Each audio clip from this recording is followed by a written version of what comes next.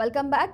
BRS హయాంలోనే కల్వకుర్తి నియోజకవర్గాన్ని ఎంతో అభివృద్ధి చేశామని మాజీ ఎమ్మెల్యే జైపాల్ యాదవ్ అన్నారు. కేసీఆర్ హయాంలో ప్రారంభించిన పనులను కాంగ్రెస్ సర్కారు ఎందుకు రద్దు చేసిందో ప్రజలకు చెప్పాలని డిమాండ్ చేశారు. ప్రజలు అభివృద్ధి పనులను వద్దన్నారా అని ప్రశ్నించారు. కాంగ్రెస్ ప్రభుత్వం ఏర్పడి 200 రోజులు గడిచినా ఇచ్చిన ఏ ఒక్క హామీని కూడా నెరవేర్చలేదని జైపాల్ యాదవ్ ఆరోపించారు. ఇప్పటికీ సుమారు 8 నెలలు అంటే 8 200 రోజులు గడిచిపోయింది. ఇచ్చినటువంటి హామీలు ఏ ఒక్కటి కూడా సక్రమంగా అమలు పరచడం లేదు.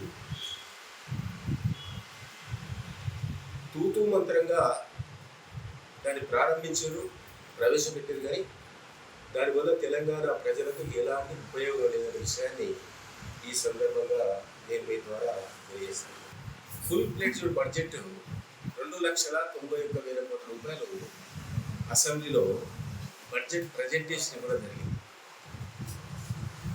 ఈ బడ్జెట్ ప్రజెంటేషన్ ఇవ్వడమే కాదు, ఈ బడ్జెట్ మొత్తం కూడా పూర్తి స్థాయిలో శాతాల వారీగా కేటాయించాలి.